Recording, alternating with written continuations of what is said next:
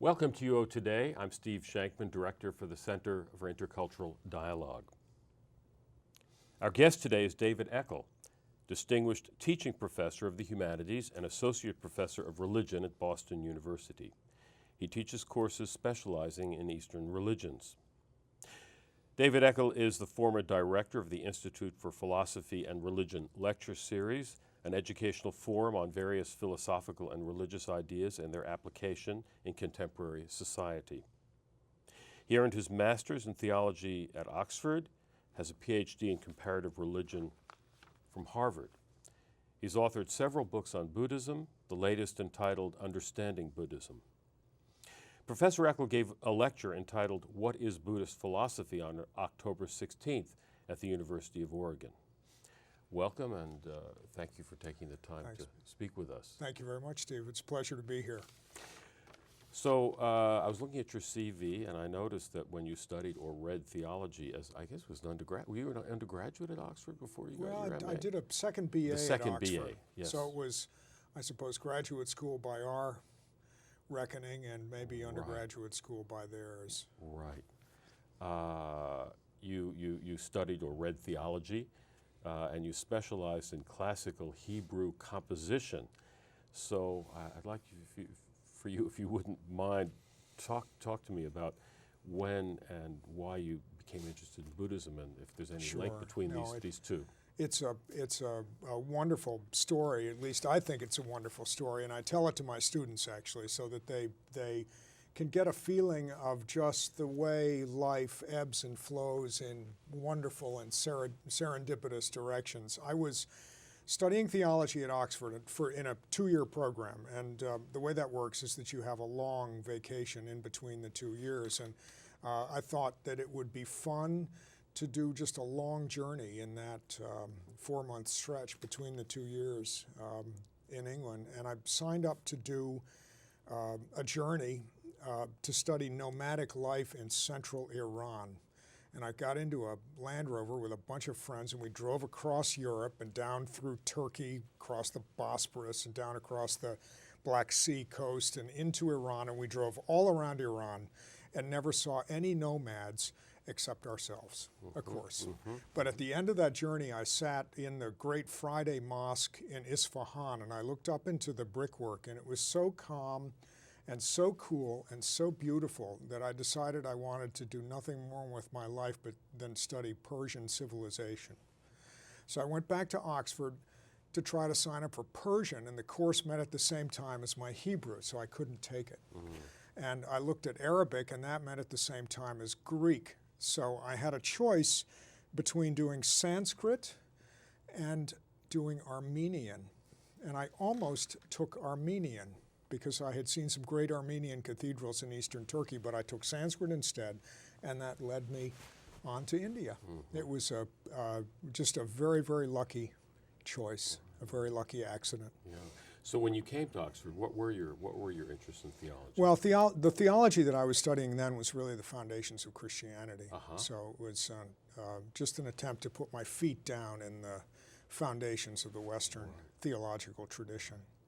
Now tell us about your particular academic specialty in the world of Buddhist studies. What are you known for in particular? Well, I love Indian Buddhist philosophy and the Buddhist philosophy that splashes over from India into Tibet. So I work in Sanskrit and Tibetan and work on those traditions that India and Tibet share. And in that particular field, I work on what's called Madhyamaka philosophy, which is really the philosophy of emptiness. And I'm often asked why it is that emptiness it feels like such a deeply significant concept to me, and in an emotional sense, I don't think it's unconnected from that experience in the mosque. There's a sense of stillness and quiet and focus and peacefulness that comes with that aspect of Buddhism that is not unlike the peacefulness that I felt in that moment in Islam. Was that pretty much had you seen many mosques before then? We'd seen quite a few on that trip, but that was a particularly moving one, actually. Yeah. So you're absolutely right about that. And of course, there are no images, there are no to distract you. That's right. In a mosque, and I guess this had big, high ceilings or not? Well, in some of them it is, but the great open courtyard is what so characterizes many of the fine mosques. It's almost as if the sky is really part of the architecture. There's some people who say that Muslims understand the language of architecture, the language of space, perhaps better than any other religious tradition. Well, you mentioned emptiness, so why don't you go a little further with it? Sure. Because I know that you've written about it, and for the layperson, what would you say about the significance of emptiness and emptiness in form? Just in how could what is it exactly? Well, it comes across at the very beginning as being quite paradoxical. You know that phrase in the Heart Sutra: emptiness is form, form is emptiness, and emptiness is form. And it's hard to see how emptiness in that kind of context could be a positive value. It's an interesting puzzle. I mean, one way to get at it, Steve, would be to contrast Buddhism in a formal way with the religious traditions that we know that are closer to home in the West. In Christianity or Judaism, there is the story that God once faced chaos, nothing, whatever that might be, and out of that something came. God created something out of chaos. In the Buddhist tradition, they tell almost the opposite story. Everything has been here from beginningless time, and the Buddha found a way to make some of that go away. To make some of that go away. So the Buddhist tradition values images of cessation, of quiet, of peacefulness, and even of nothing in a way that's quite different than the way we would see those images in the Western world. Well, not to get too technical, but you say you started out as a Christian theologian? Yeah. Yeah. So this idea of emptying, kenosis, what about that? What about that sort of emptying, the emptying of Jesus? And Buddhist emptying? Well, there's some people who think that's a really strong point of connection between Christianity and Buddhism. There is that line in Philippians where it speaks about Christ emptying himself in order to become a human being. And in that sense, human beings, as they imitate the ideal of Christ, would engage in a self-emptying process themselves. And that's something that's just a very important aspect of Christian contemplative life and monastic experience throughout the Christian tradition. So even though Buddhism and Christianity seem on the face of it to be radically different traditions, they do in a certain sense meet in this place, in the heart. So let me ask you, so what did, coming to it as you did, I guess from a background of an interest in Christian theology, what did the confrontation with Buddhism do in terms of how it made you feel about the Christian tradition? Well, I do think that there is more overlap than conflict, and I try as far as I can to live in that space where they overlap between the two. Yeah. Now, how you view that depends on what metaphors you like. I mean, you could say that Christianity and Buddhism are really two different languages that you use to speak and to write your life. You could think of it that way if you like. But you yourself didn't find a contradiction. You felt a mutual enriching between the two? Yeah, I think so. I think that would be the right way to speak of it, so that I've never felt that being a specialist in Buddhism or being attracted to a Buddhist way of viewing the world in any way excluded the traditions that I brought with me from Western Christianity. Although you have so many stories of people, Ram Dass. I mean, people just once they've tasted the Eastern. They can't go back. Don't go back. That's right. You managed to keep your balance through this process. Yeah, well, that's certainly the way I've experienced it. Another way of talking about the journey, about going out, and for some people they don't come home. For others, they come back and they see where they've left in a different way, and it awakens different aspects of that tradition to them. They see it through different eyes. Right. Although, of course, the Dalai Lama himself, has said, stick with the tradition that you were brought up in. Yeah, you bet. And move out from there. That's right. Yeah. So you've written about responsibility without a self. And I think, in the common understanding of that today, that would seem to be an absolute impossibility because people think of that. So I wonder if you could let our audience know what you mean by responsibility without a self. Well, that's what you're referring to is an essay that I did in one of our lecture series in the Institute for Philosophy and Religion. It was a series on responsibility, and I gave that lecture actually as my inaugural lecture in the Institute.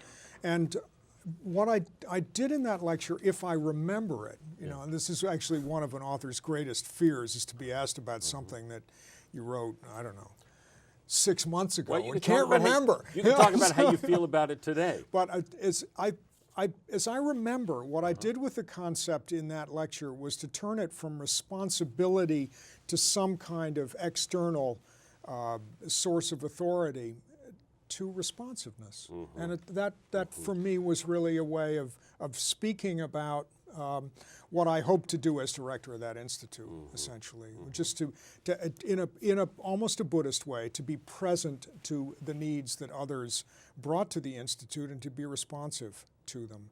So that was the translation of responsibility that I made in that particular setting. Responsiveness, ability to respond. Yeah. To be responsive to others, I guess.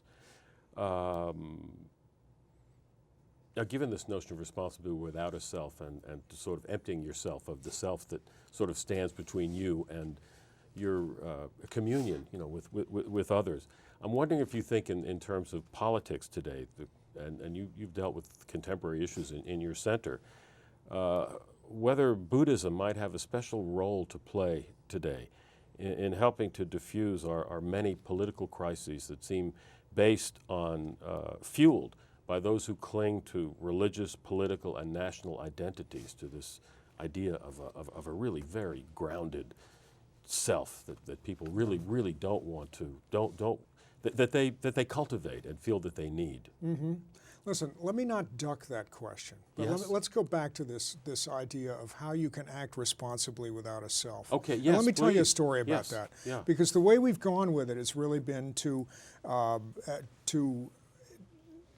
in a sense, sort of circle back into a negative view of the no-self concept. And in the Buddhist tradition, negations like that are always balanced by a positive. And it's useful to find some way of putting the two together. And the way I like to do it is simply by telling stories.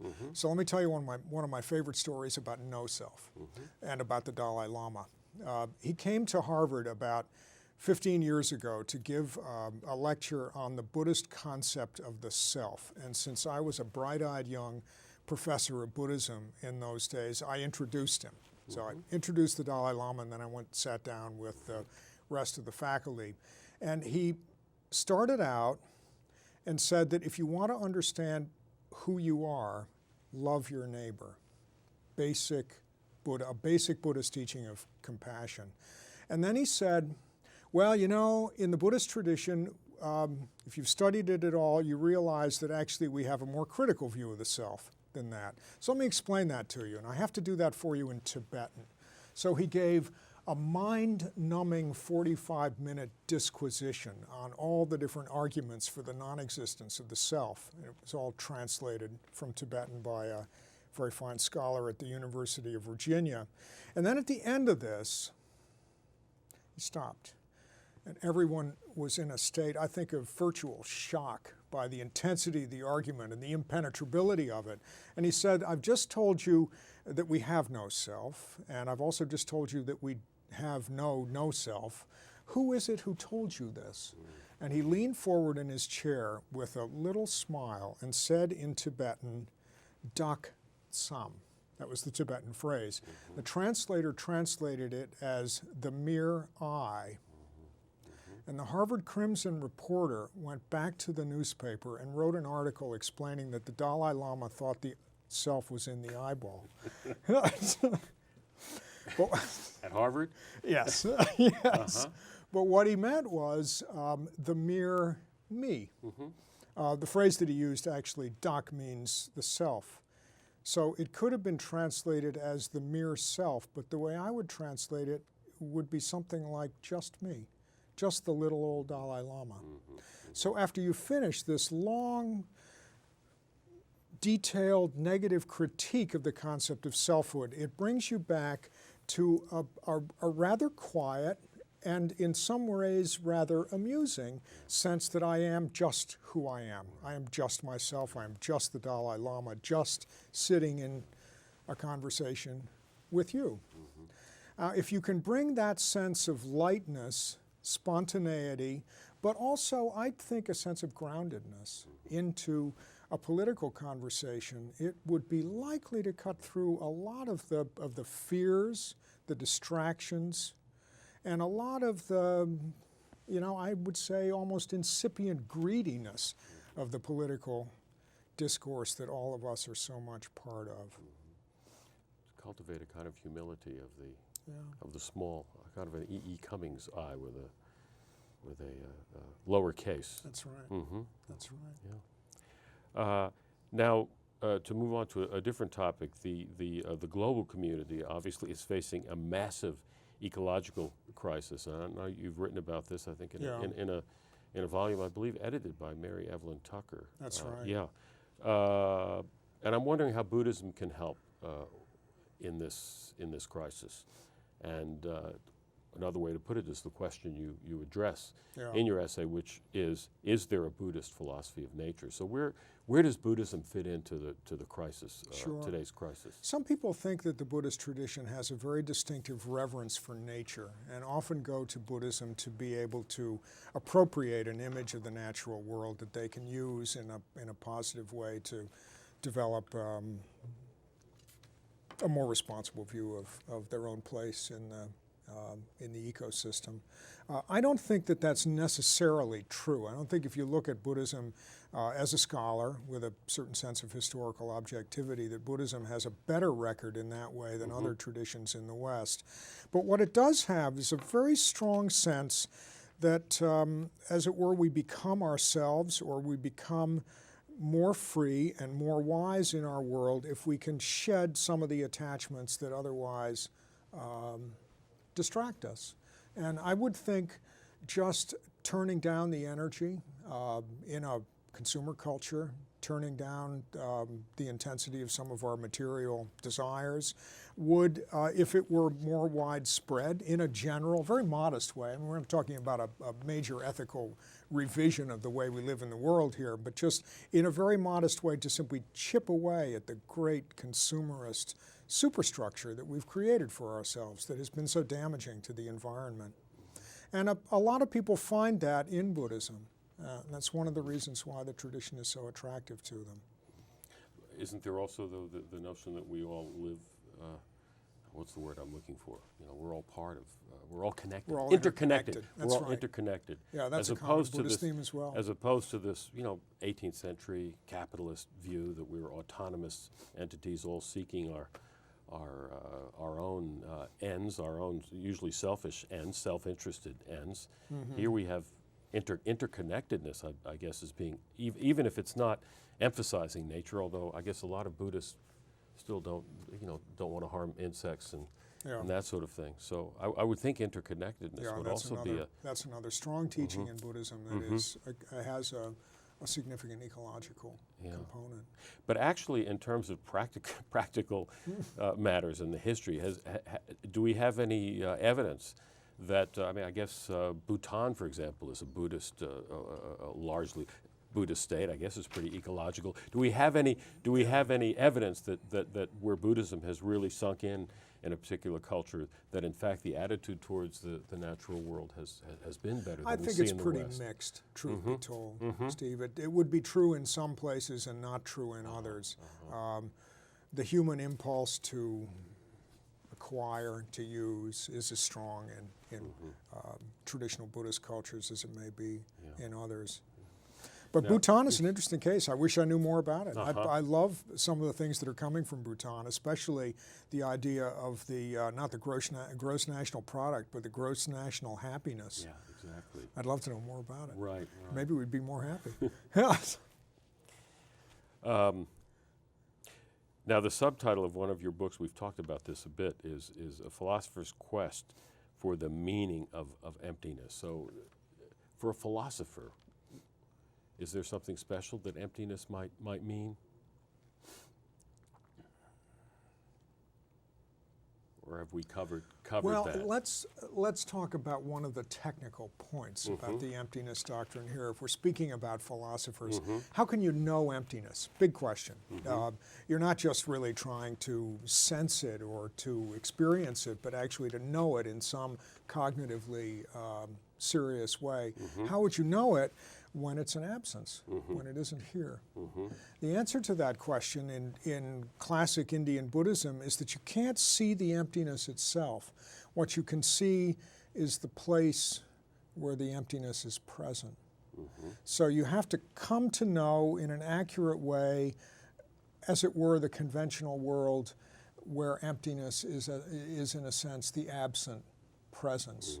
And in that book, I talk about it in an epistemological sense that would have some technical, philosophical value. But what I explore even more is the resonance between that particular intellectual image and other images of emptiness that occur in Buddhist cultures. You know, it's a very common thing for people to go and worship at a place where the only evidence of the sacred is simply the footprints that have been left behind by the Buddha who has passed on and gone elsewhere. In Tibet, there are pilgrimages where you go and attempt to feel and recognize the handprints and the footprints of the sages who have passed through that environment. So that Buddhism is often, in a devotional sense, filled with the language of emptiness and absence. And yet it's an absence that has great power. That can be a focus of worship and can bring great blessings to the people who take it seriously and orient themselves to it. So that book was really an exploration of the connection between the philosophy of emptiness and Buddhist worship. I'd like to switch gears for a minute as we're coming to the close of our time together. I know that you directed I guess the Institute for Philosophy and Religion. That's right. For a number of years. And is that institute continuing? Yes, it is. Under a new director now. And tell me, you know, the origins of this and why it was founded. Well, that institute was founded about 25 years ago by a group of philosophers who belonged to a school called Boston Personalism. Not very well known. In fact, I didn't know very much about it myself until I got involved in the Institute. And it was meant to explore issues of general public concern, often having to do with civic virtues, public morality, virtues in an Aristotelian sense, at the intersection of philosophy, religion, and theology. And while it was founded in the 70s, it's the same philosophical impulse out of which Martin Luther King Jr. came at Boston University. You know, he did his graduate work there. I didn't realize that. And studied with these Boston personalists and imbibed their sense of the public relevance, really, of philosophy and theology. So there is actually quite a strong intellectual impulse present in the Institute that has had important impact on American culture through Martin Luther King Jr. and people like him in his generation. Right. So you inherited that. That's right. You took that position. And what about in the days sort of after 9/11? You must have been pretty busy. That's right. That's right. We started a program after 9/11 called Deliver Us from Evil. And that series of lectures went on actually for 3 years and is just about to be published in a book. Wow. So what's next for you now? What are you working on at the moment? Well, I've got a book that's about to come out that I'm much devoted to. It's a technical work of Buddhist philosophy called Bhaviveka and His Buddhist Opponents. And it's a book about the first attempt to give a classic encyclopedic account of the schools of Buddhist philosophy in 6th century India. So it's a historical work and involves a translation and an addition of some texts. But at the base of it, it's the question that was the topic of my lecture here in the university. What is Buddhist philosophy? What role does it play in Buddhist practice? So in the minute and a half we have, if you had to put it in a nutshell, leaving a lot of empty spaces in it, what would you say Buddhist philosophy is? Well, there's a classic account of the teaching of the Buddha that probably is as good to summarize Buddhism as anything. Do good, shun all evils, and purify the mind. This is the teaching of all of the Buddhas. I can't say it better than that myself. Very well put. David Eckel, thank you very much for being with us today. Thank you. It's a pleasure. And we've been speaking with David Eckel, who teaches religion at Boston University. Thank you for watching.